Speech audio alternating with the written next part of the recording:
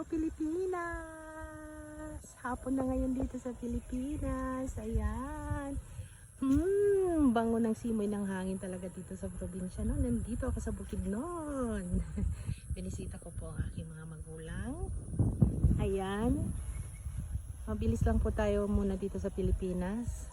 Babalik po ako agad sa linggo. Kararating ko lang kagabi. Ayan. Actually, nandito kami ngayon sa farm ng daddy ko. Balak niyang magbawas ng tubig. Bawasan ng konti ng tubig ang isang fish pan. Puno yan ng isda na nagsisimula sa T at nagtatapos sa A. Hindi ko pwedeng banggitin kasi sabi nila bawal daw banggitin yan sa FB World ang ganyang pangalan. So, sometimes tinatawag silang Hawaiian fish or Peter fish. So, i-google nyo na lang. Ayan.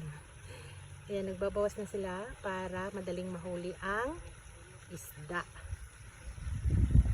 Pero konti lang kukunin namin, hindi talaga harvest na harvest.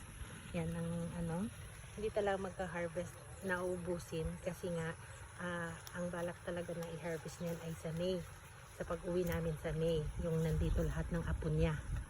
Kaya nire-reserve niya yan. Pero dahil dumating ako, magkukuha daw kami ng kaunti. Ayan. At tabayanan natin kung gaano kadami makukuha natin at gaano kalalaki. Ayan. Ayan yung mga palay.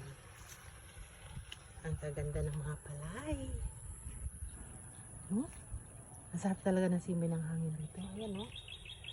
Pag dito ka sa probinsya, maraming prutas. Abot kamay ang buko. Kasi lang siya, mababa lang siya.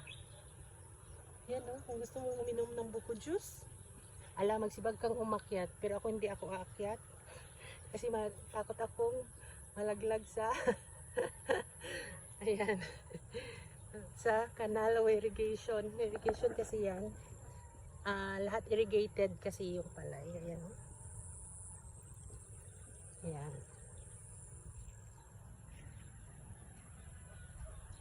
Ayan, daming bunga doon. Nakatago.